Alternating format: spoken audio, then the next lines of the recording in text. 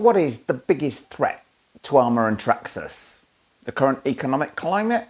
No, I would not say so. I believe Traxxas are making 3 times the sales that they were a year ago because a lot of people at home with time on their hands, so they're going out and playing with RC cars. What are you talking about, Rich? Where are you coming from? Well, I'm going to talk about and show you the car that I think is going to cause there's 2 big players the biggest problem over the coming few months. I do appreciate a little bit of this might be quite contentious, but I'll try and put my thought process and reasoning behind why I'm thinking what I'm thinking about this particular car. The one in my hand is not the car I'm going to be talking about at any length. This is a WLTOYS 144019, which was like an extended version of the hugely popular WLTOYS 144001, of which in one of the very early videos that I made of the 144001, I said, if they ever make a 1/10 scale one of these, the big boys, Arrma And Traxxas, are going to be in trouble. 18 months, 2 years later, after I made that comment, they're releasing a 1/10 version of the 144001. But it is not a 144001, it's just bigger. There is quite a bit more to it than that. And I would love to hear people's feedback in the comments section, and hopefully my rationale will push forward the case as to why I think this car is the biggest danger to Arrma And Traxxas that there has been in a very, very long time. And I would say, if you are interested in the car I'm about to show you, I'll put a link to it below the video because you are going to struggle to get one of these. Trust me on that point. Well, welcome to the WLTOYS 104001 at a smidgen under 155 bucks as of today. I'm going to show you its competitors at Traxxas and Arrma, then talk you through the spec and show you why it is such a threat at this price. The nearest competitor it's got with the Arrma range is the Typhon 4x4 Mega at $229.99, or the Typhon 4x4 3S BLX at $319. And at Traxxas, here we have the Slash 4x4 at $319. Well, the Slash 4x4 has an all-plastic drivetrain, including plastic drive shafts, and both the Arrma Typhon 4x4 3S BLX and the Typhon 4x4 Mega have also both got plastic chassis and plastic drive shafts on there. So no metal in either car from either manufacturer at a price point not even close to the WLTOYS 104001 spec. I'm happy to say this car is just about all metal, and it comes totally ready to run. 7.4 volt, 2200 milliamp lithium ion pack included. Now, this was the only shot that existed of this car up until a few days ago, but you do not have to be eagle-eyed to spot the fact this has got threaded metal shocks all round, metal shock towers both front and rear, metal drive shafts all round, metal turnbuckles which are fully adjustable. Now you're thinking, Rich, that's just like a 144001 but larger. And you might be thinking that when you're looking at the full length metal chassis. But then you look at the interior of the car.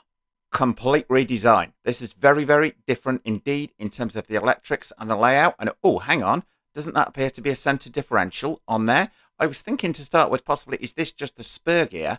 But if you look at how far forwards this front cup is set, I think we've got a differential lurking away in there, which makes it very different to the previous cars from WLTOYS that were 1/14 scale. Here's a clear view of the metal drive shafts. Well, this is a fully adjustable turnbuckles all round on the car as well. The motor placement completely different on this car, mid-mounted as opposed to sort of mounted towards the rear. We've got a full heatsink on here, and new on this ESC, we've got a fan on board to keep things cool. So I am thinking this could quite possibly take 3S, but let me know your thoughts in the comment section below the video. Now, the only possible downside to this is it still looks like a combined ESC and receiver in here, which means this is probably a 5-wire servo, not a 3-wire servo, but that looks to be a conventional size servo as opposed to a micro servo, so that would be fairly easy to swap out. You could put separate receiver at the back of it here, change that out for a brushless ESC and brushless motor combo for around 45-55 bucks from Amazon, and you've probably got a car that's going to be doing somewhere in the region of 60 to 65 miles an hour for under 200 bucks with an all-metal drivetrain and an all-metal chassis. Now can you begin to see where my logic is coming from? In that I think this car could be a threat.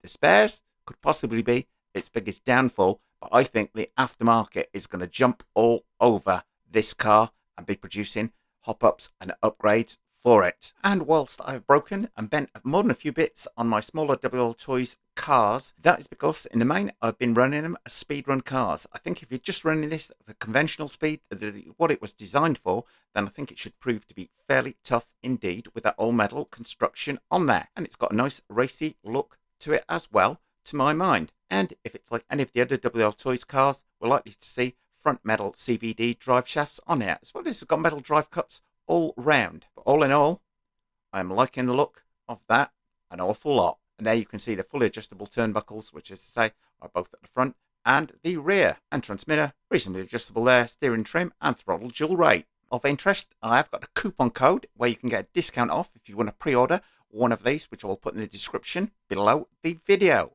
Where I can see this car being a danger is still in a way those first time sales from Arrma And Traxxas, because not many of us go out and spend $600, $650 on our first RC. We go out and spend $100, $200, $300. So this car is going to be pulling away some of the sales from that lower end of the Arrma And Traxxas range.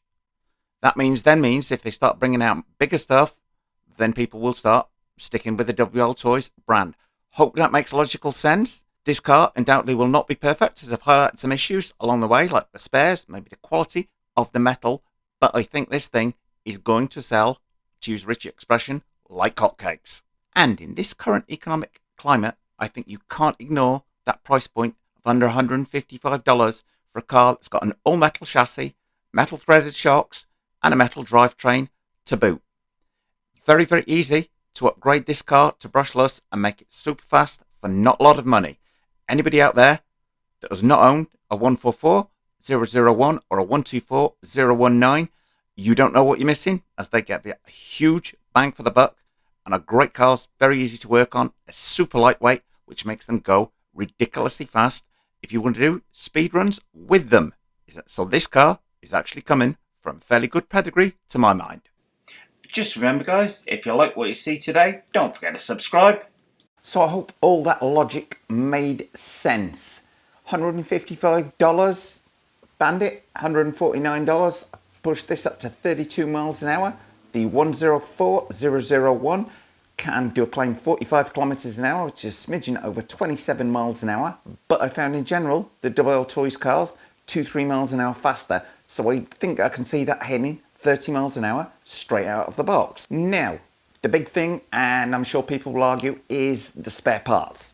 That is the sticking point with the WLTOYS cars. With Traxxas and Arrma, you're buying great products in terms of the distribution of the spare parts, particularly over here in the USA. The WLTOYS parts are a little bit harder to get hold of, but they are ridiculously cheap. I mean, stupid cheap. They make Arrma And Traxxas look ridiculously expensive in comparison. Now, I mentioned and showed you the 104001 has got a lot of metal parts on it. Is all the metal super strong like an Arrma? No, it's not. I will call it like it is.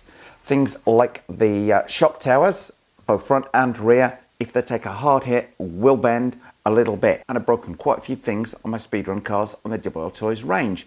That said, the crashes I've had, the car has been doing 2 or 3 times over the stock speed. So things like this Traxxas is probably going to bend and break just the same as an Arrma would do if you were pushing it 2 or 3 times over what it was designed for. But the one thing I would say is the chassis on these things is absolutely bulletproof. You can ram this into a brick wall and it won't bend because of that pressed ridge profile down the side. Seems to give it extra strength on there, and it's fairly thick on there. But anyway, to sort of reiterate my point, why I think this is the biggest danger to Traxxas and Arrma is this is $149 and 2-wheel drive. That WLTOYS 104001 is $155 and it's 4-wheel drive. I'll kind of pause to let that sink in for a minute. The main issue with this car is going to be the spare parts for it. I would pay attention when people first get one of these as to what is breaking on the car. If you're going to go and order one, order some of the parts that are darn well breaking on the thing first of all. Why should you do that, Richie? What are you talking about? Well, even the big boys get this wrong. Armor Infraction, when that first came out, after a week, Could you buy the WLTOYS tyres from anywhere? No, they took about 5 weeks to come through. So even the big boys like Arrma and Horizon Hobby can get things wrong. And they did the same with the felony tyres. Somebody at Horizon, learn. Anyway, this video was designed to be thought-provoking yet informative at the same time, and I hope you can understand my logic, my reasoning behind why I think the new WLTOYS car is going to be a game changer in terms of the threat to Arrma and Traxxas. And I may have 1 or 2 of those cars already on order. So if you don't want to miss its arrival, which I cannot wait for, then don't forget to like, share and subscribe. However, if you're not going to drive the car at stupid speeds, you're just going to drive it like pretty much stock out of the box, I think the thing should be fairly durable. All of the stuff that I've bent, broken, etc. has happened in high-speed crashes, as I say, when I've been going 2-3 times what the car's designed for. If you're going to run it around the 30 mile an hour mark, 35, if you're going to run it around the 30, 45 mile an hour mark, then I don't think you should have too many problems with it. The other thing I would say is if you throw a brushless combo into it at about $45, $55, you're going to have a car which is maybe comparable to, say, a Traxxas VX. You're going to have a car which is maybe going to be comparable to a Traxxas VXL. You're going to have a car which is maybe going to be comparable to a Traxxas / 4x4 VXL or an Arrma 3S for a fraction of the price. Definitely something worth considering. And on this one, and when I get mine, I will be doing a budget conversion. I'm not going to go throwing a Mamba X in there. Well, I might do at some point, but I'm going to do like a day-to-day what Joe Blogs out there could afford to do and put in a car, and let's see how fast it goes. Gut feel is with a $45 brushless setup from Amazon or Banggood, you could be looking at a car which is going to hit 55 to 60, which is fairly usable for most of it, which is fairly fast for most of us. Well, thumbs up if you like this video, guys. Post any comments you might have in the comment section below the video and hit the circle below to subscribe. And if you do hit the circle, don't forget to hit the bell.